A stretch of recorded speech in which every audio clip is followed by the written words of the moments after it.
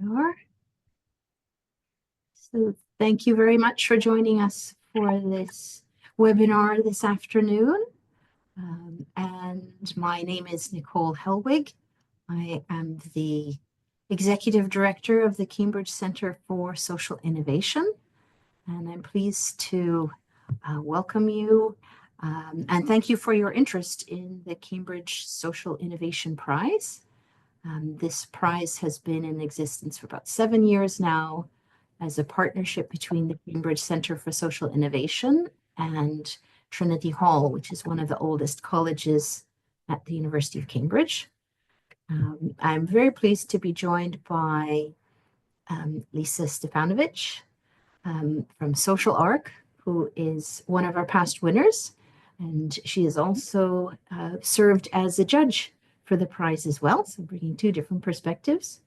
And also joined by David Bartram from UnLtd, who are very familiar with the space that social CEOs and social innovators work in the UK, who is also one of our judges on the prize. I think it's, David, your second or third year. Yeah, third year, yeah.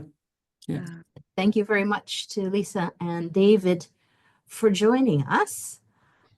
Maybe just a little bit about the prize. So it's a bit special because it's neither a Rising Star Award and not one for lifetime achievement either.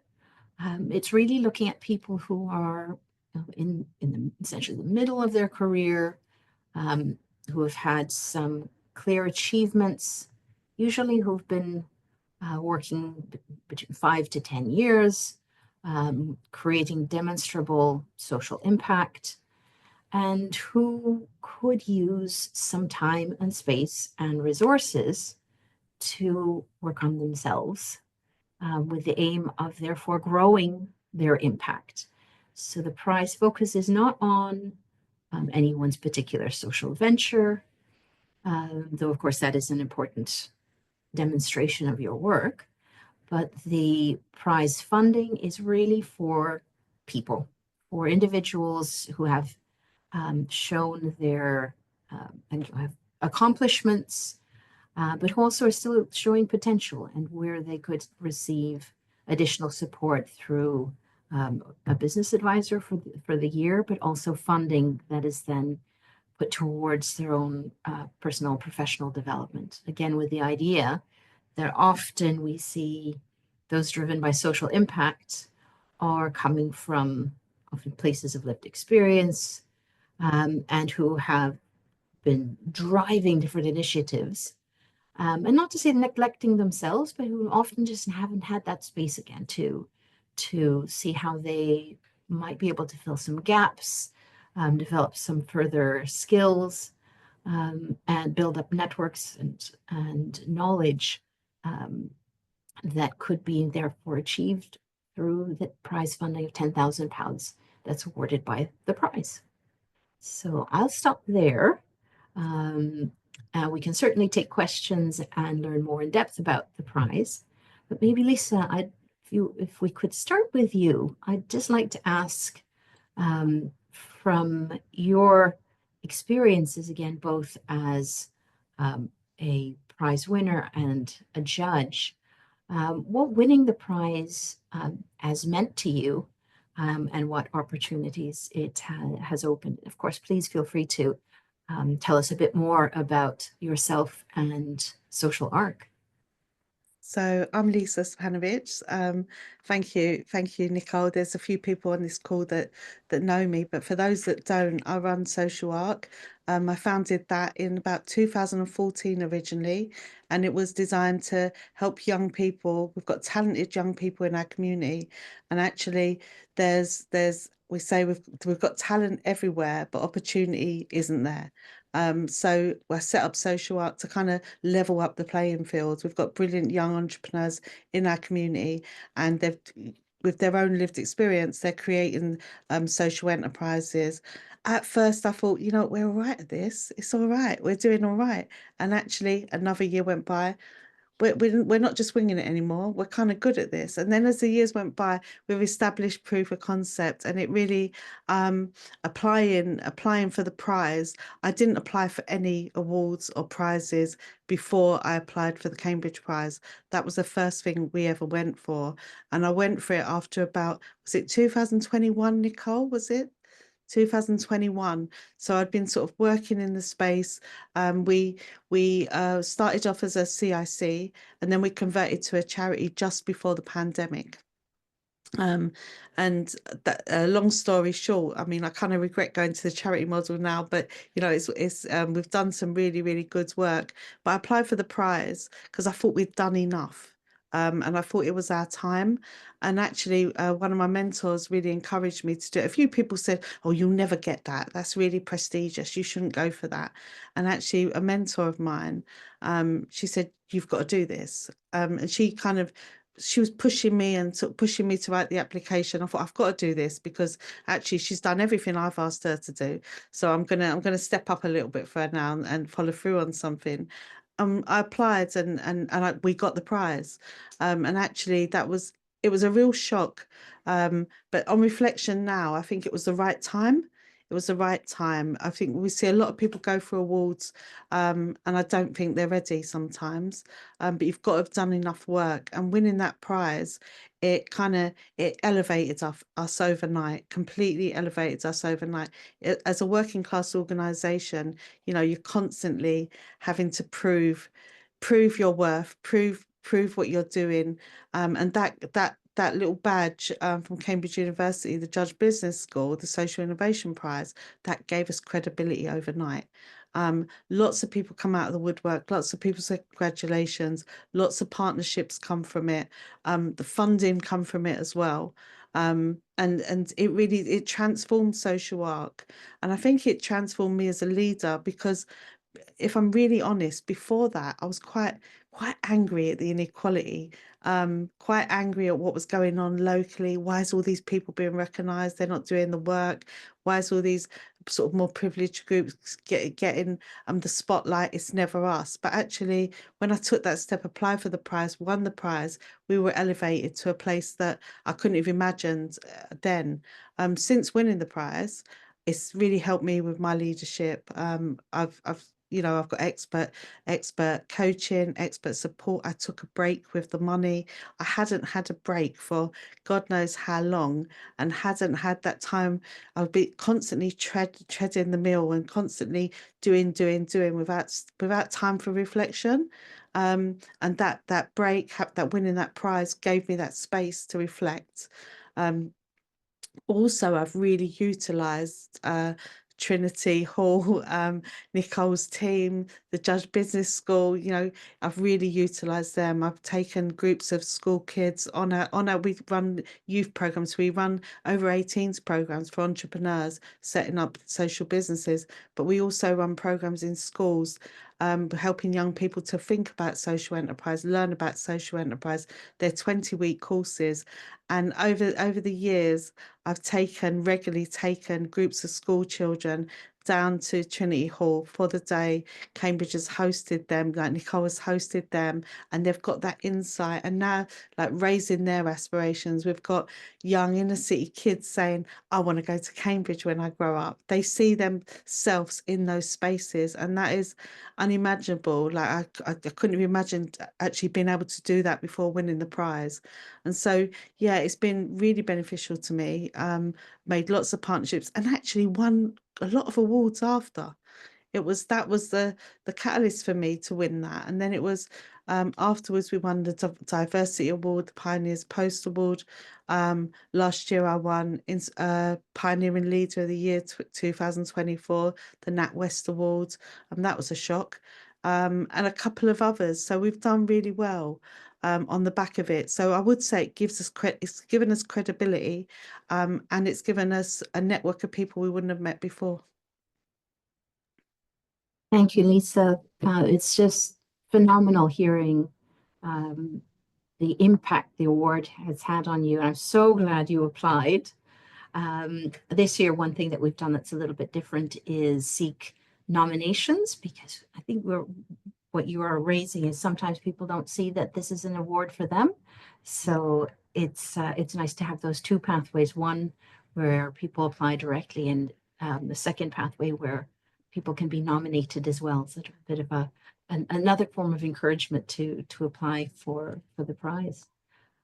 David, perhaps over to you and your perspective as one of the judges. Yeah, What would you like to tell us about the prize and your sure. involvement in it? Yeah, hi everyone. And good to see a couple of people here that I have come across and I know a little bit, so nice to see you.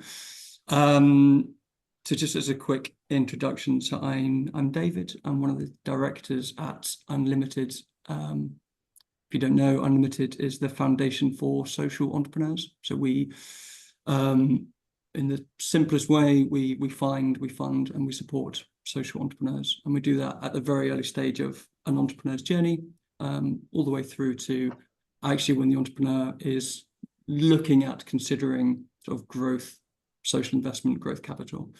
So we are firmly sort of operating in this space. And it's a real privilege of mine to work with so many entrepreneurs such as Lisa, and it's always so fantastic to hear the story of Lisa and so many others when they go on to do fantastic things with the people they work with. So yeah, that's a bit about me. I guess I've been involved in this for, like I said, sort of 3 years now, I think, of me being a judge.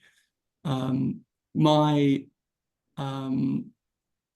guess my alignment and why I value this award and this prize so much is I think it's not just looking at the big and the shiny, it's looking at how it can have the biggest impact. And actually Lisa's example of how the prize has been given her and the organization a platform to go on to bigger and better things. I think it gives prestige, but I think it's so much it's about giving the leader, the entrepreneur, the space, the time to reflect, to learn, to grow. But it's the platform as well. And I think it's a real key consideration when we're looking at applications of what will this give you as an entrepreneur, what will it give you as a leader, as a business. And I think that's what sets it apart from a lot of other prizes. I see a lot of prizes and awards in the sector. I think that genuine focus on how this will make a difference. And so when we're looking at applications, real clarity on what this will do for you as an individual, but you as a business is really important as well. Yeah, maybe I'll leave it there because perhaps it'll come through in a bit more on the questions. But yeah, that's me, Nicole. Well, thank you, David. And I think you're already sort of drawing out one of the points that I thought would be good to elaborate on a bit, and maybe put this to both you and Lisa. As judges of the prize, what are you looking for in an application? What makes a strong case to be one of our, I should say, up to 4, we award up to 4 prizes per year. Do you want me to go? Do you want to Go for it, Lisa. Yeah, go for it, Lisa. Go on. Yeah, I think for me, it's somebody's lived experience. And I think it's clearly the impact that they're making. I think you need to talk about the journey as well. And I think it's really look at why you're different. Like there's loads of people with social enterprise sort of incubator programs like Social Arc. I think when we wrote the applications, we put in why we were different and why we stood out. So we stood out against others. So I kind of look for people's lived experience. I don't look for a really polished application. I look for clear impact, what they've done, and how the prize would benefit them. That's what I like to see. Yeah, and just to build on actually, and Nicole, as you're sort of framing at the start, I think it's not right at the start of the journey. So I think we're looking for a little bit of track record, both impact and the sort of revenue behind it. But certainly, as I was sort of saying before, it's the difference that this prize will make to you as a leader, as an entrepreneur, what difference it will make, both the money, but also what it means to be recognized. I think there is a sort of it does, I say it again, it does give a platform, I think, this prize, being affiliated to the university and the prize, I think it does give a lot. So one of the things we do look for, beyond obviously the impact model, the revenue model, and sort of track record of that and growth potential and all of that, is the difference it will make to you as an entrepreneur. It's a really important part of what we look for. And I can emphasize as well, and part of the application is about what you would do with the prize award. And I think the strongest applications the judges have seen were the ones where there was clarity around the use of those funds. You know, there was a plan, and the plan was very concrete. It had specifics, and you know, there was a clear connection between what was in the plan and how it then tied to the growth of the impact. So I think the judges do have quite a challenge, because I think, as we know, in the social enterprise sector, there's a wide diversity of activities. Some are very small but have really deep impact in a particular locality for a particular community, and there are others that are much larger. Maybe they have higher turnover. David, you mentioned the funding of the ventures. Would you like to explain a little bit more what judges are looking for in terms of the funding aspect and financial sustainability? Yeah, I guess what I said, I think some form of track record of the business being able to generate revenue. They might be on the pathway to full sustainability and to growth, and but I think there has to be sort of track record of a business model, of a revenue model there. I think that's really important. I think we're always looking at growth potential, so it might be that there's additional revenue streams further down the line, but at least a track record and a degree of stability, I think, is really important. So I wouldn't be looking at those models that are purely reliant on grant funding or right at the start of their journey. I think that sustainability, that enterprise element, is a really important part of this. But it's not having all the answers. I don't think any entrepreneur has all the answers, certainly at the early stage of their journey. So it's not a polished application from that point of view, but certainly a degree of track record and an evidence of a sustainable base and an opportunity, I think, or possibility and potential, I think, is important for what we look at. Lisa, I don't know if you'd add on to that as well. Yeah, I think if people are sort of planning to deliver training, if they haven't had that sort of model yet, but they've been delivering really impactful work for like 5 years or something like that, and then they wanted to go into, they're planning on a training model, and that's their next step. So I think if they really document that and it's clear, that actually that would work as well. Yeah, that's what I wanted to say. And part of the application does include 2 years of the most recent 2 years of financial statements. So those are important parts of the application that the judges also consider. Maybe also, if Lisa and David, if you could elaborate a bit more about what I mentioned, specifics in the plans, what types of activities have winners undertaken, how have they used the funds, and how have they justified to you, explained to you, the judges, why a particular activity is important for their development. David, would you like to go first? Yeah, I actually think I think, Lisa, you described it really nicely in your own journey. I think you just sort of described this as the first time you paused.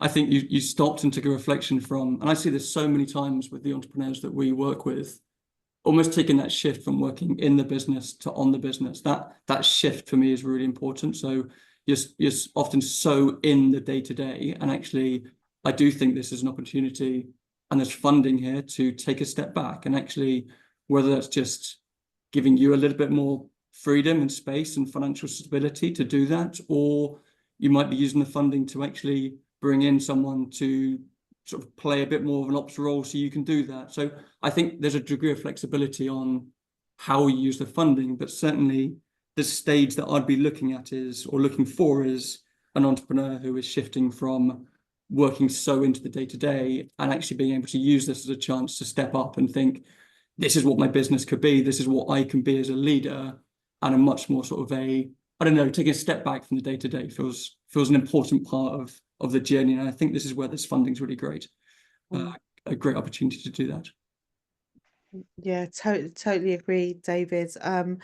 We've seen people that have wanted to take the time to step back to get their PhD, and they wanted the funding to go towards a PhD.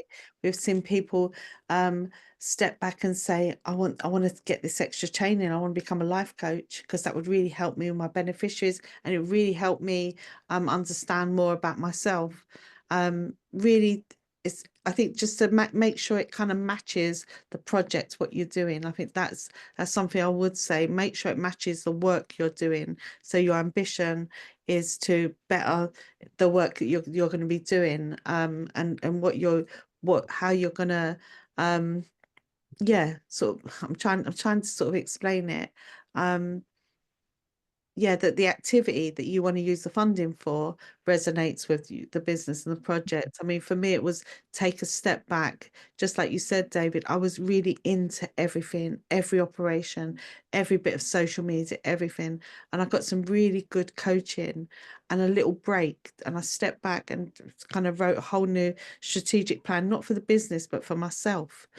How does this need to look for myself? What do I really want to be that involved 5 years on? Like, I need to give others the space to grow and to build trust with others, that they can lead teams, they can do work. But to do that, I had to get my headspace in the right space, and the prize helped me do that. So I think you clearly articulate it, that you've got more of a chance. And we've had sort of people applying, like last year you had a guy that was doing martial arts and gaming, and he wanted to take some time out, and he's traveled, and he's gone on to win loads of awards and do lots of stuff. I think the different projects are varying, but the need and the ambition is pretty much the same. That's a great way of describing it, Lisa. And I've just been trying to remember myself how some of the winners in the past have used funding, and travel, as you mentioned, was one. Often people were traveling to visit other similar organizations, almost like conducting some social R&D to see how they could strengthen their own programs and models. We've had people have training related to journalism and fundraising, again, as Lisa was saying, relevant to the work that they were doing through their social ventures. We've had female social innovators who have gone to different programs supporting women in entrepreneurship, women in leadership. So can really focused on the individual and what might be most beneficial for them at this particular point of time in their development. Sorry, we have someone who is muted. So the person, Mandy, it's showing the name. If you could please mute, or maybe I can see how we can sort that. Just we've got a bit of background noise. I did want to ask also about the community of winners, because maybe individuals who are coming forward who have been awarded the prize representing your own organizations. Lisa, would you mind telling us a little bit about what it's been like, interacting with other prize winners, and what that has meant for you, and what value comes from that? Yeah, certainly.